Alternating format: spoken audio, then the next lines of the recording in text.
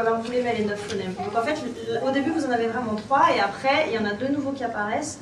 Et le pleur de douleur, mais ce qu'on appelle vraiment bébé qui se tord de douleur, c'est le pleur le plus terrible. C'est vraiment celui qui, écoutez-le, il fait vraiment très très mal. Je trouvais que c'était un apport très important parce qu'il nous permettait de voir le positionnement de la langue du bébé, le son qu'il fait sur les premières larmes. C'est quelque chose, justement, on dit souvent aux parents, ils ne sont pas venus avec la télécommande, on ne sait pas exactement pourquoi ils pleurent à ce moment-là. Et même en tant que professionnelle, j'ai découvert des sons que je connaissais, effectivement, que j'avais plus ou moins identifiés, mais que je pouvais mieux identifier avec cet atelier. Ça donne un petit avant-goût et ça donne envie de voir la suite. Le pré-cri est lié à un réflexe, un besoin de dormir ou un besoin d'être nourri.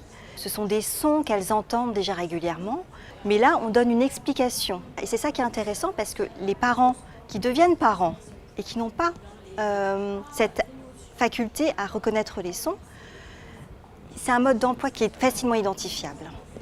Et c'est un vrai outil, une vraie aide pour eux. Le pleur est lié à un réflexe. D'abord, c'est pas un pleur, c'est un cri, et c'est lié à un réflexe. Et d'ailleurs, en Afrique, les bébés, ils pleurent quasiment pas. C'est intéressant parce qu'il y a le pré-pleur, c'est-à-dire avant qu'ils pleurent vraiment, il y a quand même c'est là où il y a le maximum de signes en fait. Justement, ça pourrait aider certaines jeunes mères qui sont démunies sur le pleur de leur bébé. Ils pleurent, c'est pas forcément parce qu'il a faim. Il pleure peut-être parce qu'il a sommeil, parce que voilà, il est inconfortable. Enfin bon, c'est intéressant. En fait, on aimerait bien former à l'hôpital. On aimerait bien que ce soit diffusé et proposé en préparation à l'accouchement. C'est un outil qu'on peut utiliser avant et dès les premières semaines de vie. C'est ça qui est intéressant.